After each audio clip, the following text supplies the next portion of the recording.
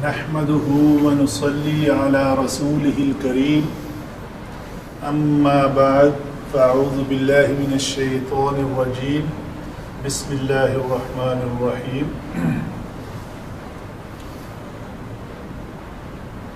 آج 30ویں پارے کی آخری صورت ہے سورۃ الناس. یہاں سے ہم شروع کر رہے ہیں اور اسی طرح بے ترتیب ہم پیچھے جائیں گے. اس کے بعد سورۃ الفلق ہوگی. تو تجوید کے اعتبار سے پہلے پڑھ لیتے ہیں اور قواعد پہ بھی ڈسکس کرتے ہیں جو تجوید کے آئیں گے. قل قاف پر حروف میں سے ہے, اس کے اوپر پیش ہے تو پیش والے حرف کے اوپر شفتین گول کریں گے. قل قل اعوذ برب الناس. یہاں پہ برب را کو پر پڑھا جائے گا نہ کہ برب. یہ ہے غلط ادائیگی جو پتلی ہے. تو حمزہ اعوذ, حمزہ جوف دہن سے اس کا جو ادائیگی میں تکلف نہیں ہونا چاہیے کیونکہ وہ عین بن جائے گا, تو وسط حلق سے عین ادا کرنی ہے. قل اعوذ برب الناس. زال کا مخرج ہے نوک لسان جب دونوں دانتوں کے درمیان سامنے والے کو نظر آئے, زال, اور اس کے اوپر پیش ہے تو شفتین گول ہوں گے. قل اعوذ برب الناس. دیکھیں نون مشدد ہے تو اس کے اوپر آپ نے 2 حرکت کے برابر ٹائم دینا ہے اور اس کے اوپر غنہ کرنا ہے. غنہ کرنے کے بعد یہ جو حرکت ہے نا زبر الف کی, اس کو پڑھنا ہے. لیکن نون اور میم کے علاوہ جو حرف مشدد آئے گا اس کو صرف مشدد ظاہر کرنا ہے, اس کے اوپر ٹائم نہیں دینا. بے رب ایسے نہیں کرنا. بے رب الناس, ملک الناس, الہ الناس. یہاں پہ اخفا ہے. من نون کے بعد حروف اخفا میں سے شین ہے. من شر الوسواس الخناس. یہاں پہ مہارت کہاں ہے؟ وسی, سین پتلے حروف میں سے ہے تو یہ ہوگا وس, وس صاد بن جائے گا, وہ نہیں کرنا. من شر الوسواس الخناس. خو نہ کہ خ, خ خو, یہ خو ہے. حروف مستعلیہ ہیں, خص ضد تنقیض ان کا مجموعہ ہے تو ان کو پر پڑھا جاتا ہے. تو اگر نون مشدد ہے تو اس کے اوپر 2 حرکت کے برابر ہم نے غنہ کیا. ملا کر پڑھیں گے تو سلذی ہو جائے گا. اگر علیحدہ پڑھنا ہے تو یہاں پہ یہ زبر پڑھی جائے گی الذی یوسوس فی صدور الناس. سین اور صاد میں فرق کرنے کا طریقہ یہ ہے, سین پتلی رہتی ہے اور صاد موٹا ہو جاتا ہے. زا سین صاد حروف صفیریہ ہیں, یہ ہے ان کا مخرج ایک ہی ہے. زا اور سین پتلے ہوں گے اور صاد جو ہے وہ پر پڑا جائے گا. اس کے اوپر پیش ہے, شفتین دونوں کے لیے گول ہو جائیں گے. صدور الناس من الجنة والناس. من الجنة والناس, جیم کے نیچے کسرہ ہے. یہ ہوئی ہماری تجوید کی باتیں. علم تجوید کے بارے میں ہم نے قواعد کا بھی ذکر کر لیا. آگے چلتے ہیں علم صرف کی طرف. اس میں ہے یہ چونکہ ملا کر پڑھنا بہتر ہے اس لیے اس کے اندر الف کے اوپر زبر نہیں لکھی جاتی. تو لکھ بھی لیں تو کوئی حرج نہیں ہے, لیکن نسخے کے اندر کتابت میں الذی کے اوپر زبر الف پہ نہیں لکھی ہوئی. قل, قل جو ہے اس کا مصدر ہے جی قول. قاف واو لام. پہلے بھی بہت بار بنایا ہے، دوبارہ آج بناتے ہیں دو جہت سے. کیا کہ پہلے تو ہم اس کا قال یقول پہ بات نہیں کریں گے. فعل امر ہمیشہ فعل مضارع کے حاضر کے 6 صیغوں سے بنتا ہے. ٹھیک ہے، چونکہ یہ واحد کا صیغہ ہے تو ہم واحد کا صیغہ لیں گے تو وہ بنے گا تقولو. یہ ہمارا لفظ ہے. تقولو سے فعل امر بنانے کا طریقہ یہ ہے کہ علامت مضارع ہم حذف کر دیتے ہیں، اور اگر وہ مرفوع صیغہ ہو تو لام کلمے کو جزم دیتے ہیں. تو یہ چونکہ مرفوع صیغہ ہے، اس کی جب ہم نے علامت مضارع حذف کر دی. شیخ صاحب اس کو نیچے لکھتے ہیں.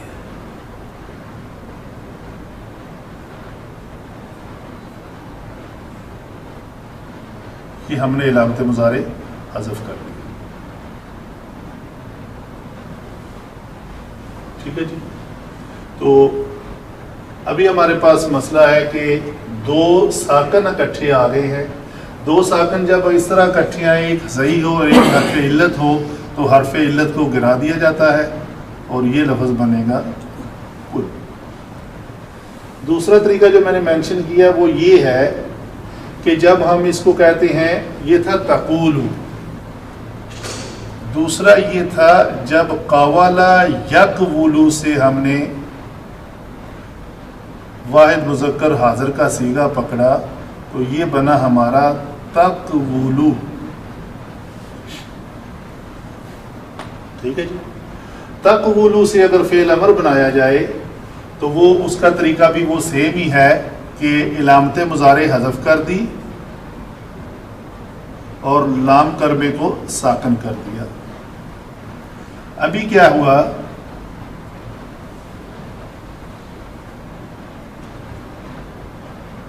ہمارا پہلا عین کلمہ جو ہے وہ ہمیں ساکن ملا. تو اگر عین کلمہ ساکن ملے تو ہم کیا کرتے ہیں، اس سے پہلے ایک حمزہ کا اضافہ کرتے ہیں. ٹھیک ہے جی. جب ہم اس حمزہ کا اضافہ کریں گے یہاں پہ تو یہ لفظ بنے گا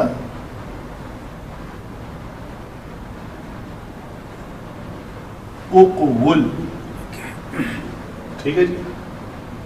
پھر کیا ہوگا، یہاں پہ وہی کلیہ جو یہاں پہ ہم پہلے لگا چکے وہ یہاں پہ لگائیں گے. وہ بنے گا کہ واو حرف علت متحرک ہے، ما قبل عین کلمہ ہے، ساتھ ما قبل ساکن ہے تو ہم اس کی حرکت ما قبل کو دیں گے تو یہ لفظ بنے گا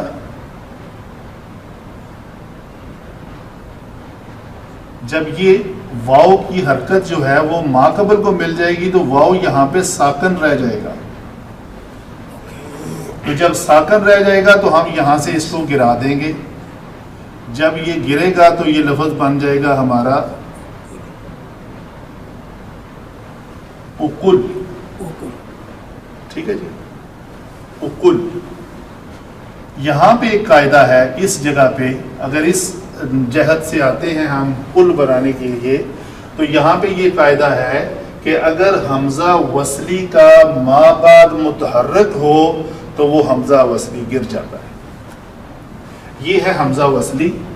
حمزہ وصلی کا ما بعد ہمیں ملا متحرک تو ہم نے اس حمزہ وصلی کو گرا دیا تو یہ لفظ بنا کل.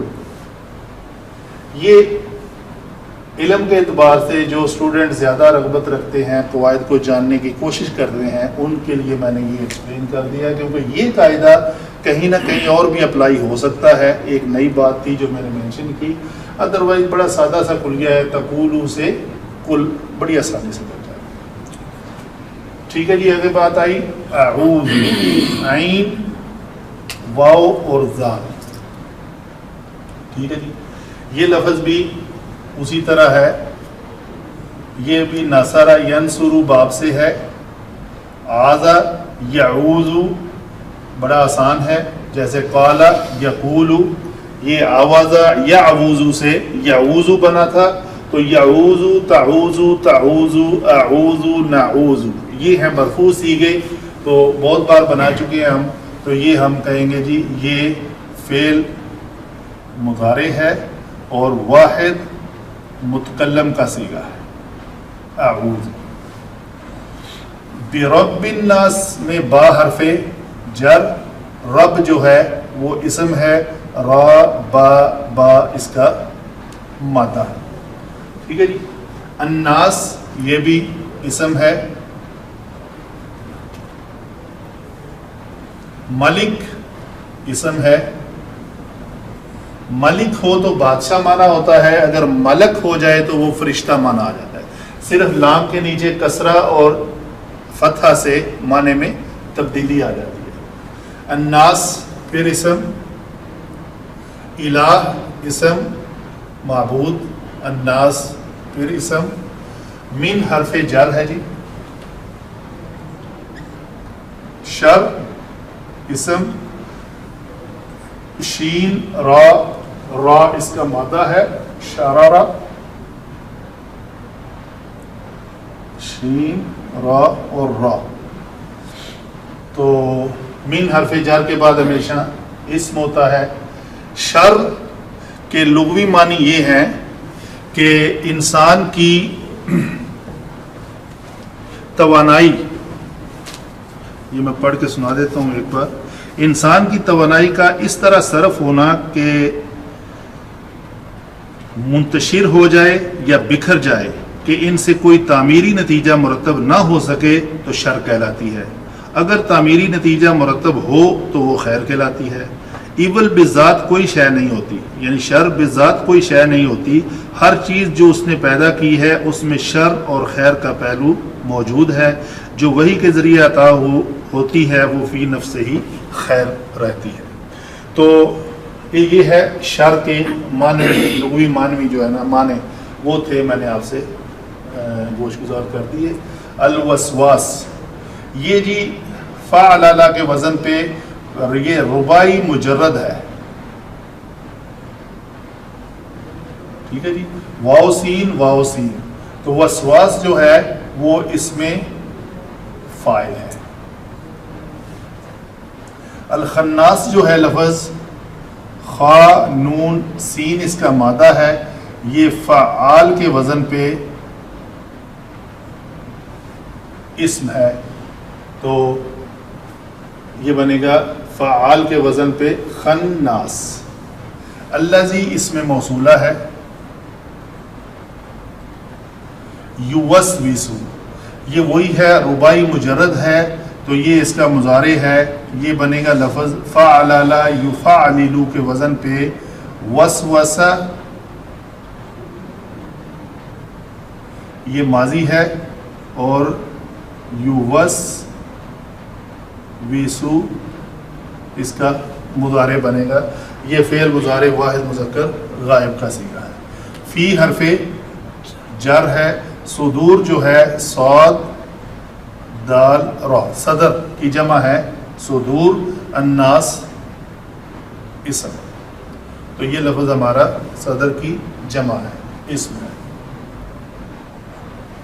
من حرف جر جنتا، یہ اس کا روٹ ورڈ ہے جی، جیم نون اور نون. تو یہ اسم ہے، جیسے تمر سے تمراتا یا جن سے جنتا، جنتا. تو تا مربوطہ ہے، واو حرف عطف ہے، الناس اسم ہے. تو یہ ہوئی ہماری علم صرف کی باتیں. یہی لفظ جن کا اگر جین کے نیچے کسرہ ہو تو مراد جن ہے، اگر جین کے اوپر زبر آ جائے تو مراد باغات ہو جاتے ہیں، جنت. ٹھیک ہے. تو یہ اس کے لغوی معنی میں ایسی چیز جس کو نہ دیکھا جا سکے. ٹھیک ہے. اس سے اگر جنت مراد لی جائے تو جنت انسان دیکھنا تو درکنار، اس زندگی میں اس کے متعلق سوچ بھی نہیں سکتا کہ وہاں پہ کیسی کیسی نعمتیں موجود ہوں گی. تو اس جہت سے اس کا نام جنت بھی کہا جاتا ہے. نیکسٹ چلتے ہیں جی علم نحو کی طرف. تو علم نحو میں پہلا کلمہ ہے ہمارے پاس قل. قل فعل امر ہے، تو فعل امر کے جو حاضر کے 6 سیغوں فعل مضارع سے بنتا ہے، پہلے سیغے میں ایک ضمیر مستتر ہوتی ہے جسے انت کہتے ہیں، یہ ضمیر ہے، یہ ضمیر مستتر ہے اور یہ ہمیشہ مرفوع ہوتی ہے، مرفوع ہو کر یہاں پہ یہ فاعل بن رہی ہے. فاعل از اکول ٹو محمد صلی اللہ علیہ وسلم. تو یہ آپ صلی اللہ علیہ وسلم کو مخاطب کر کے اللہ تعالیٰ فرما رہا ہے کہ قل، آپ کہہ دیجئے. تو ہر قول کے مصدر سے جو بھی صیغہ آئے اس کا بعد میں ایک مقول ہوتا ہے، جسے مقولہ یا مقول کہہ لیں. تو یہ ساری باقی کی جو آیات ہیں وہ اس قل کا مقولہ ہے. تو مقولہ آپ فعل کیا کریں، کہہ دیں. کیا کہہ دیں؟ یہ سارا مفعول بنے گا. تو فعل جمع فاعل جمع یہ مفعول. مفعول کیا ہے؟ اعوذ سے لے کے والناس تک. تو یہ پوری جو صورت ہے وہ ایک جملہ ہے چھوٹی سی، فعل فاعل اور مفعول. ابھی مفعول پہ ہم ڈسکس کرتے ہیں کہ یہ مفعول کیا ہے. شیخ صاحب آپ نے کہا کل کا مقول لفظ ہوتا ہے یا مقولہ؟ دونوں ہوتے ہیں، دونوں مستعمل ہے کتب میں. اچھا جی، اعوذ پھر واحد متکلم کا فعل مضارع کا صیغہ ہے. یہ بھی بہت بار ڈسکس ہو چکا ہے کہ فعل مضارع کے مرفوع صیغوں میں بالترتیب ہوا، ہیا، انت، انا و نحن چھپے ہوتے ہیں. تو یہ چونکہ واحد متکلم کا صیغہ ہے، اس میں آنا چھپا ہوا ہے، آنا چھپا ہوا ہے. اسی طرح سیم پیٹرن میں تو یہ آنا ضمیر جو ہے مستتر ہے، تو یہاں پہ یہ مرفوع ہو کر یہ بھی یہاں پہ فاعل بن رہی ہے. فاعل بن کر یہ فعل کیا کر رہی ہے؟ یہ فاعل فعل کون سا انجام دے رہا ہے؟ یہ پناہ مانگ رہا ہے. آذا یعوذ کا مطلب ہوتا ہے پناہ مانگنا، پناہ میں آنا. تو اس کا جنرل زیادہ تر یہی رول ہوتا ہے کہ آذا یعوذ کے بعد دو اسماء آتے ہیں، جو با کے ساتھ ہو اس کی پناہ میں آیا جاتا ہے، اور جو من کے ساتھ ہو اس سے بچنے کے لیے با والے اسم کی پناہ میں آیا جاتا ہے. تو یہاں پہ ہے کہ اعوذ برب الناس، جو مالک الناس بھی ہے، جو الہ الناس بھی ہے، اس کی پناہ مانگی جا رہی ہے کہ آپ مانگو اس کی پناہ. کس سے؟ من کے بعد والے سے. من شر الوسواس، یہ شر ہے. تو یہ شر کس کا؟ خناس کا. ٹھیک ہے جی، جو آگے ڈیٹیل آ رہی ہے. تو اعوذ فاعل، پیچھے سے فعل بھی لکھتے ہیں، یہ اس کا فعل جمع فاعل بنا. تو یہ جو رب ہے اور الناس ہے، یہ تو ہے مضاف الیہ. اس کا ماقبل کیا ہے جی؟ مضاف ہے. تو یہ مضاف جمع مضاف الیہ مل کر کیا بن رہے ہیں جی؟ مرکب اضافی. ان سے پہلے کیا ہے؟ با حرف جر. تو یہ ہم کہیں گے یہ جار ہے، حرف جارہ ہے.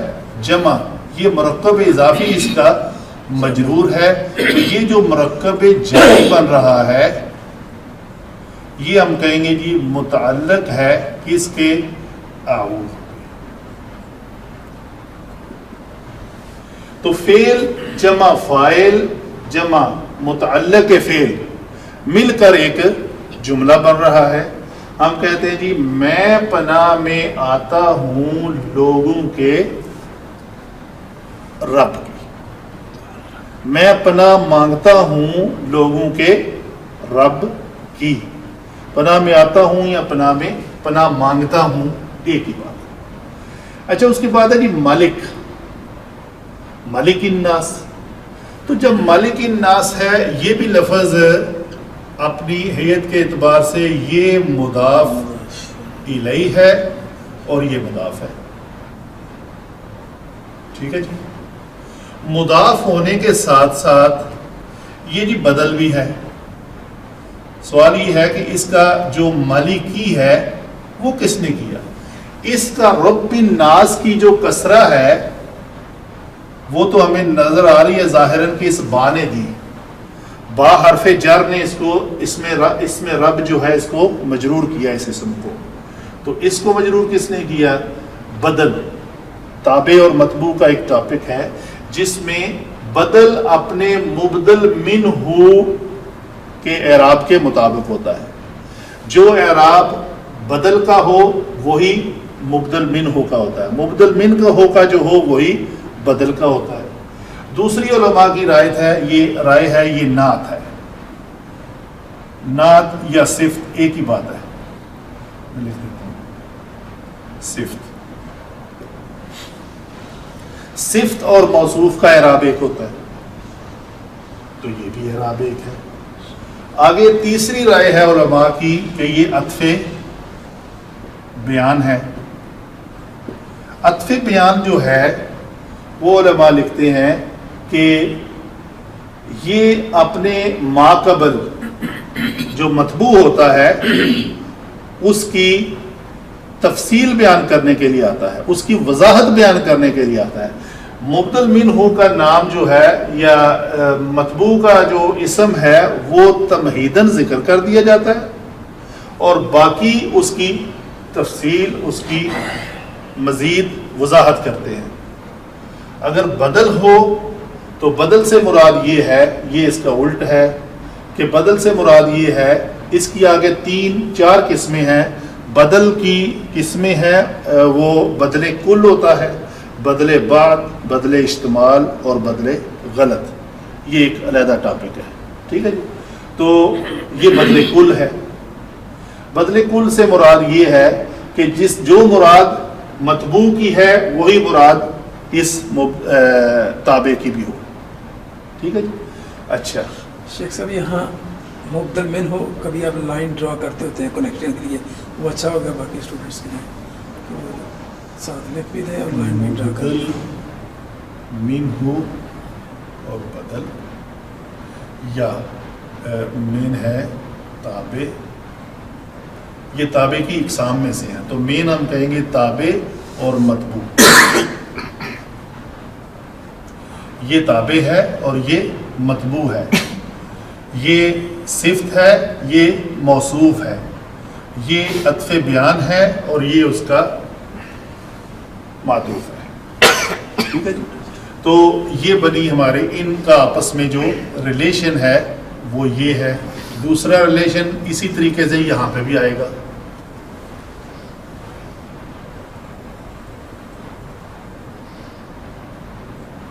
یہ بھی رب کے اوپر ہی آ رہا ہے، اس کا بھی یہاں پہ.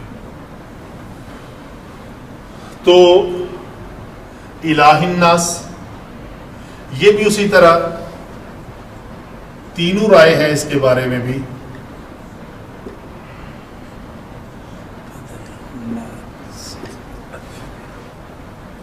اچھا جی. ایک مفسرین نے یہاں پہ جو کہ علم نحو کے مطابق بات ہو رہی ہے تو میں یہ ذکر کرنا بھی مناسب سمجھوں گا، جو عام علم صرف یا علم نحو کا اسٹوڈنٹ ہوتا ہے نا وہ یہ چیزیں دیکھتا ہے بار بار آیات میں، تو یہاں پہ ایک سوال پیدا ہوتا ہے کہ قل اعوذ برب الناس.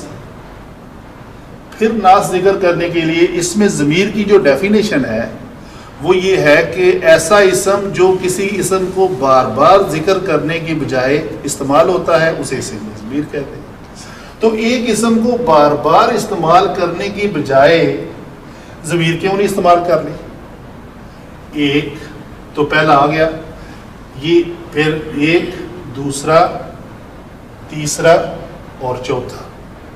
تو بار بار ہونا تو یہ چاہیے تھا جو ضمیر کی ڈیفینیشن کو مد نظر رکھتے ہوئے مالکہم، الناس جمع کا صیغہ نا، تو ان کے بادشاہ، الہہم ان کے معبود، یا فی صدورہم، ٹھیک ہے، یا پھر یہاں پہ آ جاتا. تو ایسا نہیں ہے. علماء کی مفسرین کی اس میں یہ ہے کہ چونکہ اس ناس سے مراد ہے بچہ، انسان جب اپنے بچپن میں ہوتا ہے تو رب کا معنی مانوی طور پہ اللہ تعالیٰ کے ساتھ منسوب ہو تو وہ رب ہے. عام اسپوکن لینگویج میں ربۃ المنزل گھر کی پالنے والی ماں کے بارے میں کہا جاتا ہے. کوئی اور بھی رب کا لفظ جو ہے ربۃ الاسرہ خاندان کو پالنے والا, ٹھیک ہے. رب الاسرہ مذکر, ربت مؤنث, کچھ بھی یوز کیا جا سکتا ہے یہ الفاظ.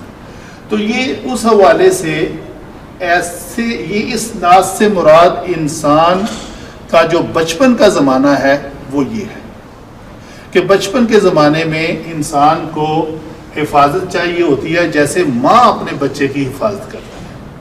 تو اس سے مراد کہتے ہیں کہ وہ ہے. پھر جو بچپن سے جب وہ جوانی کی طرف آتا ہے تو پھر اس کو ایک سیاست میں اس کا حصہ لینا ضروری ہو جاتا ہے. وہ ایک ملک کے تابع ہو جاتا ہے, بادشاہت آ جاتی ہے اس میں کہ وہ ایک بادشاہ ہے اور اس کی رعایا ہے, جوان ہے. تو ایک ملک جو ہے بادشاہ, اس کا فرض بنتا ہے کہ وہ اپنی رعایا کی حفاظت کرے. اس حوالے سے یہ ہوا لفظ جوان آدمیوں کے لیے. اس کے بعد جب بندہ بڑھاپے میں داخل ہوتا ہے تو وہ عبادت کی طرف رغبت اختیار کر لیتا ہے, ہر وقت اللہ کو یاد کرتا ہے, اپنے معبود کی طرف اس کی رغبت زیادہ ہو جاتی ہے. تو معبود جو ہے وہ اپنے عبادت کرنے والوں کے لیے ان کی ذمہ داریاں پورا کرتا ہے. تو اس حوالے سے یہ اس سٹیج میں جا کے کہ انسان جب عبادت کرتا ہے تو اس کو اپنے الہ کو یاد کرتا ہے. یہ ہے الہ الناس. پھر جو چوتھی سٹیج ہے وہ ہے اللہ کے نیک بندے. چونکہ انسان کے اوپر جو اللہ کا نام لیتا ہے شیطان کا حملہ اس کی طرف زیادہ ہوتا ہے. عام آدمی جو اللہ کا نام ہی نہیں لے رہا اس کی طرف کوئی توجہ نہیں دیتا.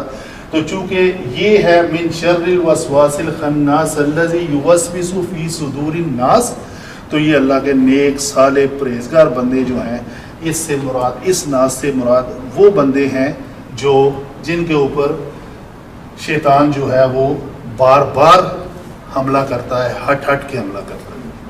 اور یہ جو ہیں یہ اس دنیا میں ناس مفسد لوگ ہیں جو کسی کے اوپر شیطان کی طرح بار بار حملہ کرتے ہیں, چاہے وہ جنوں میں سے ہوں چاہے وہ انسانوں میں سے ہوں. یہ ہے ایک تفسیری پوائنٹ آف ویو سے یہ بات جو میں نے آپ کے ساتھ شیئر کر دی. آگے چلتے ہیں جی. تو الہ جو ہے یہ بھی اگر یہ مطبوع ہے تو اس کا ذکر تمہیدن آیا ہے تو اس کی مزید بیان کیا کہ وہ رب جو ہے وہ ملک بھی ہے, وہ بادشاہ بھی ہے, پھر وہ معبود بھی ہے. تو پناہ میں آنا ان تینوں صفتوں کا ذکر کرنا ایٹ اے ٹائم اس لیے بھی ضروری ہے کہ صرف رب کی پناہ میں نہیں, جو اس کا بادشاہ بھی ہے اس حوالے سے بھی ایٹ اے ٹائم تینوں رب تو کوئی بھی ہو سکتا ہے, جیسے میں نے ذکر کیا عربی زبان میں رب آپ نے کسی کو کہہ دیا ٹھیک ہے جی یہ رب, تو بات یہاں ختم ہو جاتی. تو کچھ کا ریفرنس جو ہے نا وہ اس طرف بھی جاتا ہے, فرعون کی طرف بھی, کہ کسی بھی اور ذات کو رب کہنا وہ پھر یہ ہو جاتا کہ اس سے مراد وہ ہیں. نہیں, ایسی ذات جو ایٹ اے ٹائم رب بھی ہو, بادشاہت بھی اس کے پاس ہو اور وہ معبود بھی ہو. تو یہ ہے تینوں کا یعنی تابع اور متبوع ہونا. یہ بھی تابع ہے اس متبوع کا, یہ بھی تابع ہے اس متبوع کا. تو اس ذات سے پناہ مانگی جائے جو کل ہے. اچھا جی آگے چلتے ہیں جی. من شر الوسواس, ابھی بات شروع ہو رہی ہے. یہ تھی با کے پریپوزیشن کے ساتھ.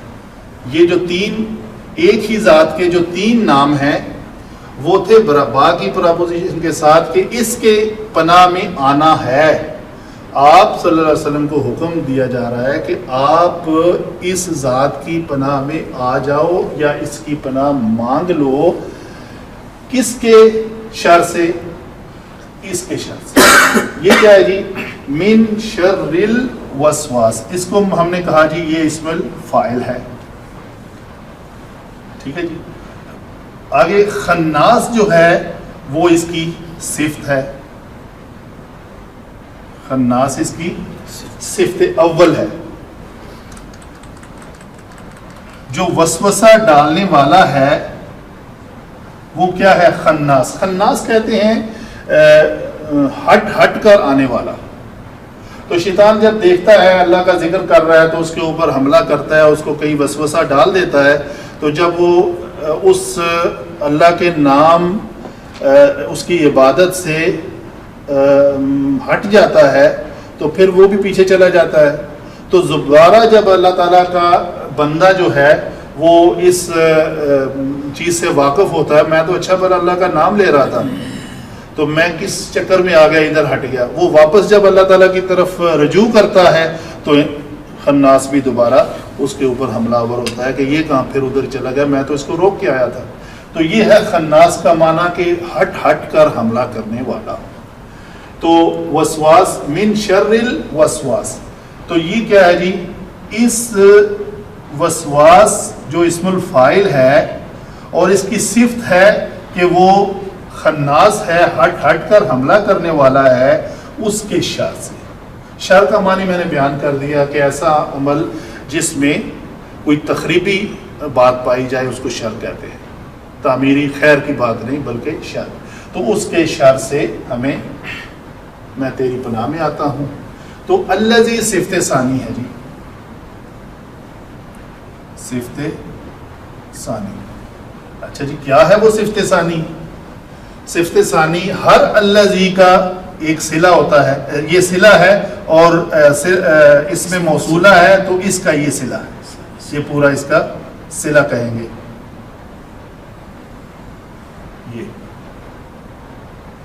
یہ صلہ اپنے موصولہ کے ساتھ, یہ ہم نے موصولہ کہا, یہ صلہ اپنے موصولہ کے ساتھ مل کر اس الوسواس کی صفت ثانی ہوگی.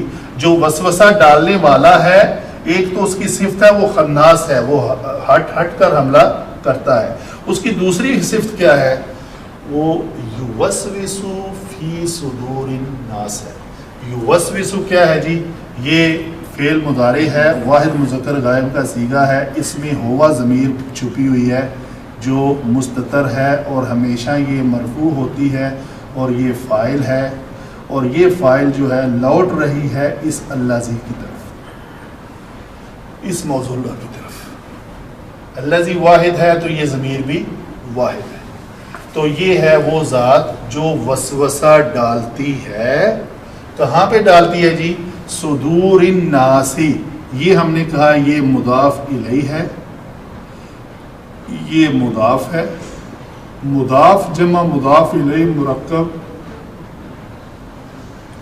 اضافی, مرکب اضافی اپنے حرف جارہ کے ساتھ مل کر مرکب جاری. تو یہ ہے یوسوس فی صدور الناس.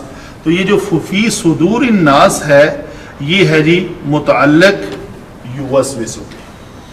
شیخ صاحب یہاں آپ نے ایک دفعہ موصولہ کا ذکر کرتے ہوئے صلہ کا کہا تھا کہ موصولہ کا ایک صلہ ہوتا ہے اور صلہ کے اندر ایک اسم ہوتا ہے اور وہ جو لوٹتا ہے یہ وہ اسم ہے. ہاں, وہ لوگوں کے لیے یہ آپ اس طرح ریپیٹ کر دیں گے لوگوں کے لیے جی. فروٹفل ہو جائے. یہ الذی دیکھیں ہر اسم موصولہ کے بعد ایک اسم, چاہے وہ اس میں ظاہر کی شکل میں آئے چاہے وہ اس میں ضمیر کی شکل میں آئے, وہ اس میں اس کے مطابق ہوتا ہے. اگر وہ واحد ہے تو واحد ہوگا, جمع ہے تو جمع ہوگا, تثنیہ ہے تو تثنیہ ہوگا, اگر وہ مونس ہے تو وہ مونس ہوگا.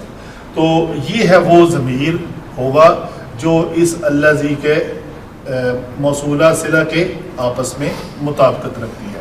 تو وہ خناس جو ہے, وسواس جو ہے وہ خناس بھی ہے اور وہ الذی بھی ہے. الذی کا آگے کیا ہے؟ الذی میں کون سا اسم محصور ہے؟ وہ ہوا ہے. تو وہ کیا کرتا ہے؟ وسوسہ ڈالتا ہے لوگوں کے سینوں میں, وہ وسوسہ ڈالتا ہے لوگوں کے سینوں میں.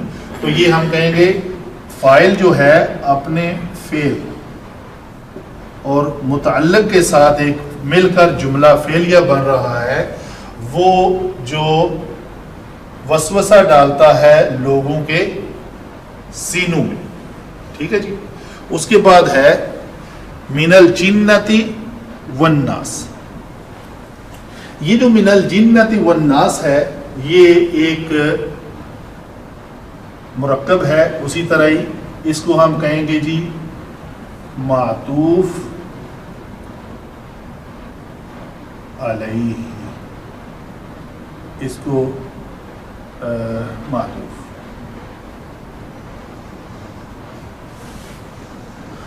من الجنتی یہ دونوں اسماء مل کر اس من حرف جر کے ساتھ یہ مجرور ہوں گے.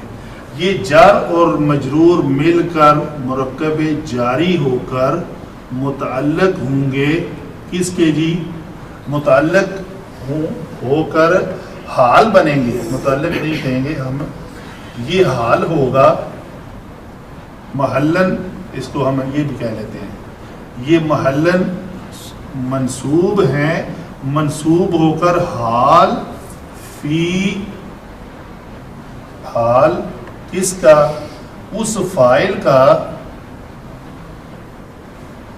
جو فی وسواس الوسواس لکھ لیتے ہیں فی الوسواس. یہ جو وسواس میں جو فاعل ہے نا اس کا یہ حال بن رہا ہے. کیسے؟ یعنی ہم نے پناہ میں آنا ہے وسواس کے. وسواس ایک فاعل ہے جو کیا کرتا ہے؟ ایک تو وہ ہٹ کے عملے کرتا ہے, دوسرا وہ وسوسہ ڈالتا ہے صدور الناس. تو وہ کس شکل میں ہوتا ہے؟ اس کا حال کیا ہے؟ اس کا جو ہے نا حال یہ ہے کہ وہ جنوں میں سے بھی ہو سکتا ہے اور وہ انسان. وہ اس کا حال شکل جن کی شکل میں بھی وہ آ سکتا ہے اور وہ کسی انسان کی شکل میں بھی آ سکتا ہے اور آپ کے دماغ میں وسوسہ ڈال کے آرام سے نکل جائے. تو یہ ہم کہتے ہیں, مفسرین نے لکھا ہے کہ یہ جار اور مجرور مرکب جاری محلن منصوب اور یہ حال اس فاعل کا جو وسواس کے اندر ہے. اس کو ہم نے کہا تھا اسم فاعل. یہ اسم فاعل کا حال ہے کہ وہ جنوں میں بھی سی ہو سکتا ہے اور انسان. اچھا جی, ایک بات میں بتانا بھول گیا ہوں جو الذی کے بارے میں ہے.